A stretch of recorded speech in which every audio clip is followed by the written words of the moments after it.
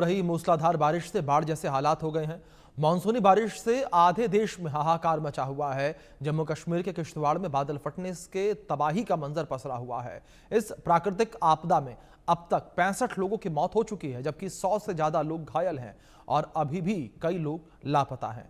आपदा का असर इतना भयावह है कि पूरा इलाका खंडहर में तब्दील हो चुका है। मकान ढह गए हैं, गाड़ियां बर्बाद हो गई हैं और सड़कें बड़े बड़े पत्थरों से बंद हैं।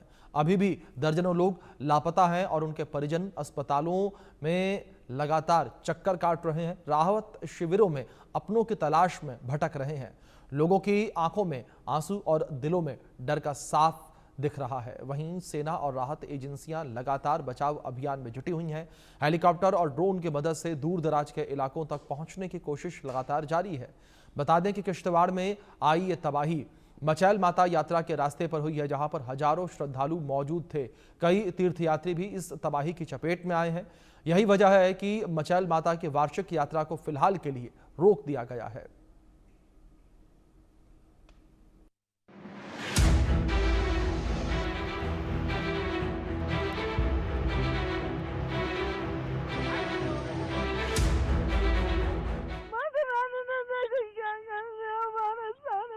कितने बंदे रुड़ गए। कुछ नहीं, मेरे पिताजी मंदिर पे थे, यात्रियों को टिक्का लगा रहा था। मेरे को कहते तू भी टिक्का लगा। मैंने कहा नहीं, मैंने सुबह सुबह टिक्का लगाया। मेरे तकदीर में अपने माँ पिता के हाथ से टिक्का नहीं लिखा था। मैं अपने जेई घर पहुंची, वही बाढ़ आ गया। माता रानी ने पता नहीं देखो क्या खेल कर दिया इधर। अभी तक हमने ऐसे कभी नहीं देखा था। माता रानी विरोध हो गई, खुद भी चली गई। हमारी रिक्शा नहीं थी। लगा था लंगर में, हमने प्रसाद खाया तो हम कोई चलने वाले थे, पार्क क्रॉस करने वाले, तब एक आवाज आई ऊपर से। जब देखा ऊपर छड़ा मिट्टी और मलबा ही आ रहा था। सभी ने बोला भागो भागो। जैसे भागे, थोड़ा सा भागे, हम नीचे आ गए। जो हमारे बैक साइड हाँ मिट्टी लकड़ पत्थर बड़ा बड़ा आ गया। भागते भागते मैंने इसको पकड़ा है, एक गिर गया नीचे, फिर मैंने इसको पकड़ा, मैंने बैग को फेंका, इसको पकड़ा। जैसे मैंने इसको पकड़ा, मैं पेड़ पे लगा लिया इसको, फिर मैं मिट्टी से ऊपर से दब लगी, मैं गिर गया।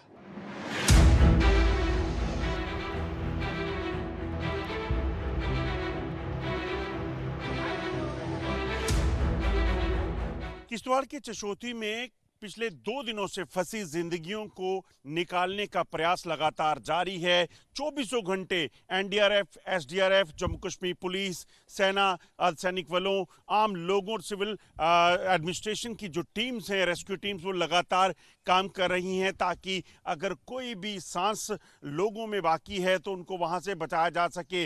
मगर उस विनाशकाल जो त्रासदी है उसने इतना ज़्यादा डैमेज किया है कि पूरा मलबे का ढेर जो है उस गांव में, वो इलाका जो है वो तब्दील हो चुका है। इसलिए कई तरह की चुनौतियां जो है वो पेश आ रही हैं। अभी तक 52 लोगों की मौत हो चुकी है, 52 लोगों के शवों को निकाला जा चुका है, जबकि लगभग 150 लोग जो हैं वो जख्मी हालत में, उनको अस्पताल में भर्ती करवाया गया है। वहीं अगर बात की जाए तो लगभग 500 से ज़्यादा लोगों को रेस्क्यू करके, जो मां मचेल के यात्रा पर गए हुए थे, उनको निकालकर वापस सुरक्षित जो है वो निकाल लिया गया है। मगर लगातार प्रयास उन लोगों की जिंदगियां बचाने का चल रहा है जो मलबे में दबे हुए हैं। 100 से ज्यादा लोग, अनुमान लगाया जा रहा है कि अभी भी मलबे में होंगे और उनको बचाने के लिए तमाम प्रयास जो हैं वो चल रहे हैं। कल देर रात जो है डॉक्टर जितेंद्र सिंह, जो कि केंद्रीय मंत्री हैं, वो खुद वहां पे पहुंचे। उनकी ये कॉन्स्टिट्यूंसी भी है लोकसभा की, तो ऐसे में वो खुद वहां पहुंचे हैं। रात को 11 बजे उन्होंने वहां पर चल रहे रेस्क्यू ऑपरेशन का जायजा लिया और तमाम जो लोग थे उनके साथ मुलाकात की, चाहे वो रेस्क्यू टीम थी, चाहे वो स्थानीय लोग थे, जो लोग इस बाढ़ की चलते प्रभावित हुए हैं, और उनको आश्वासन दिया कि सरकार पूरे तरीके से उनके साथ खड़ी है और हर मुमकिन कोशिश की जाएगी ताकि लोगों की जिंदगियां बचाई जा सकें। वहीं डीजीपी जम्मू कश्मीर पुलिस जो है वो भी नलिन प्रभात वो भी कल मौके पे पहुंचे और आज सुबह जो है उमर अब्दुल्ला खुद वहां पे पहुंचे हैं। वो भी कहीं ना कहीं समीक्षा कर रहे हैं कि कैसे इस पूरे रेस्क्यू ऑपरेशन को जो है वो तेज किया जाए। मगर सबसे ज्यादा चुनौती जो है वो इस चीज को लेकर है कि जो जिंदगियां वहां फंसी हुई हैं, जो लोग अभी मिसिंग हैं, उन लोगों की तलाश, क्योंकि जो बाढ़ का पानी आया, जो मलबे की शक्ल में आया, वो कई घरों को, गाड़ियों को, इलाके को, वहां पे दुकानें थी, उनको तबाह करता चला गया। और मलबे के साथ क्या लोग बहकर नीचे चले गए, क्योंकि ये जो नदी है जो बह रही थी वहां से स्ट्रीम, वो काफी किलोमीटर, कई किलोमीटर आगे तक जाती है,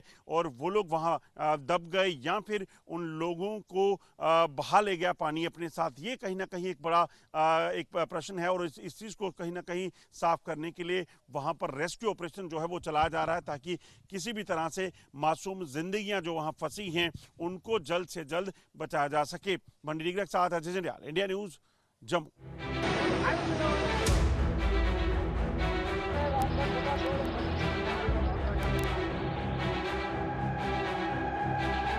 से लगभग 2:45-3 बजे चला है।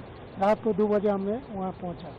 पहुँचने के बाद हमने वहाँ होल्ड किया। उस बाद सुबह हमने फिर इधर के लिए चल दी। यहाँ रेस्क्यू करना तो मुश्किल ही होगा, क्योंकि हमारे पास जेसीबी का काम है। अभी जेसीबी खुदाई करेगा तो जो ऊपर का विक्टिम था हम लोग तो सिविल जनता ने निकाल दिया। अभी जो हमारा नीचे कितना विक्टिम दबा हुआ है वो हम अभी देखते हैं, कोशिश करेंगे कितना निकल सकता है। अभी हमको तो बोला था कम से कम अभी भी 100-150 आदमी दबा हुआ हो सकता है बोलते। अभी देखते हैं सर। Thank you sir. कितनी टीम लगी हुई है? हमारा पूरा एक टीम आ रखा है सर इधर।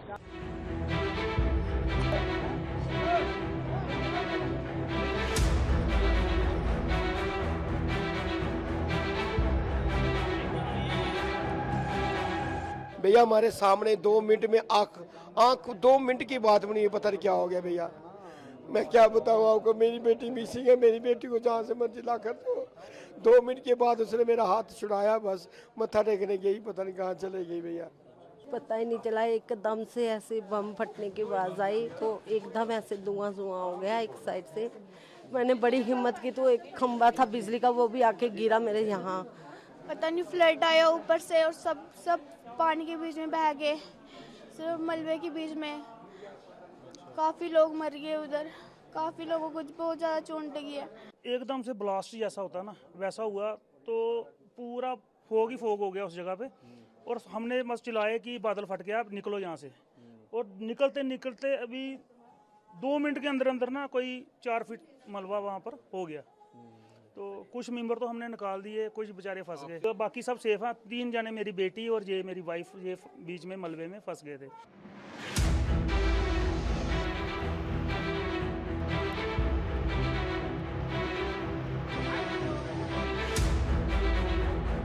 जैसे यहाँ पे एक लंगर की व्यवस्था होती थी, बहुत बड़ा विशाल लंगर यहाँ पे लगता था, और अभी का जो मंजर यहाँ पे है, पूरा लंगर जो है वो तहस नहस हो चुका है। यहाँ पे राशन की बुरी हालत हो चुकी है, बड़े बड़े पत्थर ऊपर से नीचे आ चुके हैं, पूरी गाड़ियाँ दब गई हैं। मतलब यहाँ पे कुछ अभी ऐसा देखने के लायक बचा हुआ कुछ नहीं है, सारे घर टूट चुके हैं, और सारे लोग अभी पता नहीं कितने लोग लापता होंगे, यहाँ क्या होंगे। हजारों लोगों ने अपनी यहाँ पे जान चली गई, किसी की कोई किसी से बिछड़ गया, कोई अकेला हॉस्पिटल में पहुंच गया। अभी भी यहाँ पे जो रेस्क्यू ऑपरेशन है किश्तवाड़ एडमिनिस्ट्रेशन की तरफ से चल रहा है, एम्बुलेंसें यहाँ पे आ चुकी हैं। मतलब हर एक तरीके से हमारी एडमिनिस्ट्रेशन भी यहाँ पे सपोर्ट कर रही है। बाहर के यात्री जो यहाँ पे आए हुए हैं, सब यात्रियों को कोई प्रॉब्लम ना हो। जो इंजर्ड हैं उन इंजर्ड को किश्तवाड़ अस्पताल पहुंचाने की पूरी व्यवस्था यहाँ पे की हुई है। आर्मी अपना रेस्क्यू चला रही है, SDRF जो है वो यहाँ पे रेस्क्यू चला रही है। सारे डिपार्टमेंट यहाँ पे अभी खड़े हैं।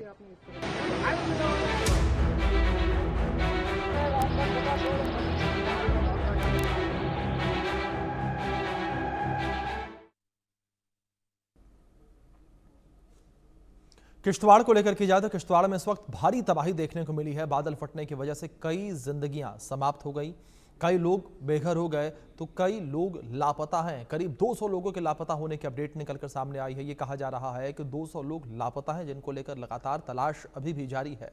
और जिन लोगों के परिवार के लोग खोए हैं, लापता हैं, उनको लेकर लोग दर दर भटक रहे हैं। कभी अस्पतालों के चक्कर काट रहे हैं तो कभी राहत शिविर के चक्कर काट रहे हैं और केवल अपने लोगों को खोज रहे हैं। दूसरी ओर जो रेस्क्यू ऑपरेशन जारी है, उस रेस्क्यू ऑपरेशन में भी मौसम एक सबसे बड़ी चुनौती बना हुआ है, क्योंकि विपरीत मौसम लगातार रेस्क्यू ऑपरेशन में देरी की वजह बन रहा है। रेस्क्यू ऑपरेशन में दिक्कत आ रही है, रुकावट आ रही है मौसम की वजह से।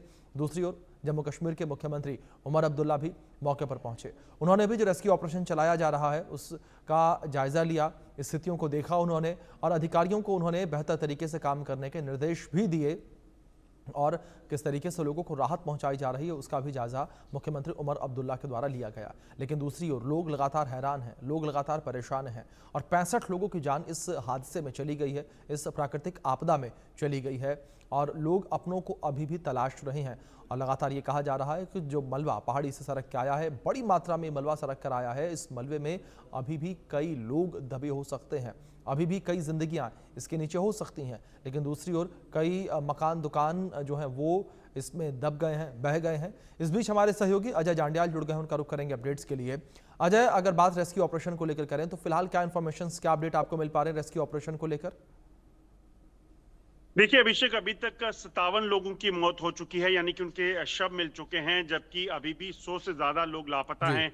लगभग 116 के करीब लोगों को जख्मी हालत में वहां से रेस्क्यू कर लिया गया, जिसमें से 40 की हालत जो है वो गंभीर बनी हुई है और उन्हें जम्मू मेडिकल कॉलेज, उधमपुर के साथ साथ डोडा मेडिकल कॉलेज और कुछ लोगों को किश्तवाड़ में रखा गया है ताकि उनका उपचार हो सके। जो ज्यादा सीरियस हैं उनको जो है वो जम्मू मेडिकल कॉलेज अस्पताल लाया गया है।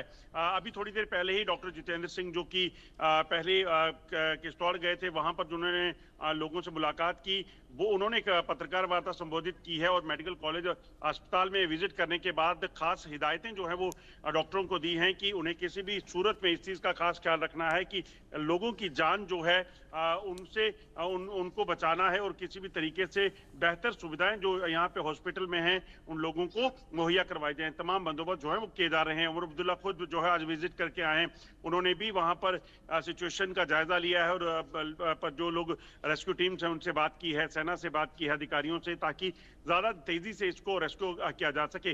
मगर लोगों में जो कहीं ना कहीं गुस्सा है, रोष है, वो ये है कि जो बॉडीज हैं अभी तक नहीं मिल पा रही हैं। दरअसल उनका कंसर्न जायज है क्योंकि अपनों को उन्होंने खोया है और प्रशासन भी अपनी जगह ठीक है। कई जेसीबी मशीन्स लगी हुई हैं, जो वहां मलबा है उसको हटाने का काम चल रहा है। लोग कितने नीचे दबे हैं, कहां दबे हैं, इस चीज की अभी कोई खबर नहीं है। तो ऐसे में समय लगेगा इस पूरे रेस्क्यू ऑपरेशन में, मगर प्रयास जो है वो लगातार जारी हैं। मगर हर बदलते पल के साथ जो है कहीं ना कहीं जो जीवित लोग हैं वहां पर अगर जीवित हो सकते हैं 3 दिनों से, तो उनके जो सर्वाइवल के चांसेस जो हैं वो बेहद कम हो जा रहे हैं। जी, दूसरी ओर अजय, जो ऑफिशियल्स हैं उनका क्या कुछ कहना है? जिस तरीके से आपने जिक्र किया कि जो लोग मलबे में दबे हुए हैं, जो बॉडीज अभी तक नहीं मिल पाई हैं, उनको लेकर लोगों में काफी आक्रोश देखने को मिल रहा है। देखिए, उनका आक्रोश जो है वो गुस्सा जो है वो जायज है, क्योंकि उन्हें पता है कि 3 दिनों के बाद वहां से कोई जिंदा निकल पाए ये चमत्कार ही हो सकता है। मगर वो कह रहे हैं कि उनका जो परिजन है उनका अभी तक पता नहीं चल पाया, उनके शव नहीं मिल पाए हैं। जो इंडिया न्यूज ने सबसे पहले बताया था कि जो मलबा ऊपर से आया है उसमें सबसे ज्यादा मलबा जब आया उसके कारण कई लोग जो है वो वहां से बहकर कई किलोमीटर नीचे तक चले गए हैं। और आज उमर अब्दुल्ला ने भी जब मीडिया से बात की तो उन्होंने बताया था कि एक शव जो है वो चिनाब नदी से मिला है, डैम के पास मिला है, वहां जो पावर प्रोजेक्ट है। तो आप ये समझ सकते हैं कि बहाव पानी का इतना तेज होगा कि वो मलबे के साथ, पानी के साथ जो है वो शवों को बहाकर अपने साथ लोगों को लेकर ले गए और बाद में चिनाब नदी में जाकर वो जो है वो शव उनके चले गए हों। तो उन तमाम चीजों को लेकर अब चिनाब नदी में भी सर्च ऑपरेशन चल रहा है। समय कहीं ना कहीं बेहद ज्यादा लग रहा है, इसी चीज को लेकर रोष है। मगर जिस तरह का ये नेचुरल क्लाइमेटी आई है तो इसमें कहीं ना कहीं समय लगेगा। जब तक ये रेस्क्यू ऑपरेशन पूरा नहीं हो जाता, लोगों को पूरे तरीके से ट्रेस नहीं किया जाता, जो लोग 100 से ज्यादा लापता हैं वो मिल नहीं पाते, तब तक कुछ भी कहना मुश्किल होगा। मगर एक चीज मैं जरूर कहना चाहूंगा, जो उस जगह की इस वक्त तस्वीरें हैं वो तस्वीरें बयां कर रही हैं कि यहाँ पर किस तरह से एकता में बल है। हर मजहब के लोग, हर इलाके के लोग जो है वहां पहुंचकर रेस्क्यू ऑपरेशन में भाग ले रहे हैं। सिर्फ एनडीआरएफ, एसडीआरएफ आर्मी पुलिस नहीं बल्कि प्रशासन के साथ साथ आम लोग जिन्होंने अपनों को खोया है वो भी, और जिनका वहां जो खोए हुए लोग हैं, मारे गए लोग हैं, उनसे कोई रिश्ता भी नहीं है, वो लोग भी वहां पर पहुंचकर तमाम जो है प्रयास कर रहे हैं ताकि कोई जिंदगी जो है वो वहां से जीवित निकाली जा सके। जी अजय, फिलहाल बहुत शुक्रिया जुड़ने के लिए और इन तमाम जानकारियों के लिए भी। वक्त छोटे से ब्रेक का, बने रहें इंडिया न्यूज के साथ।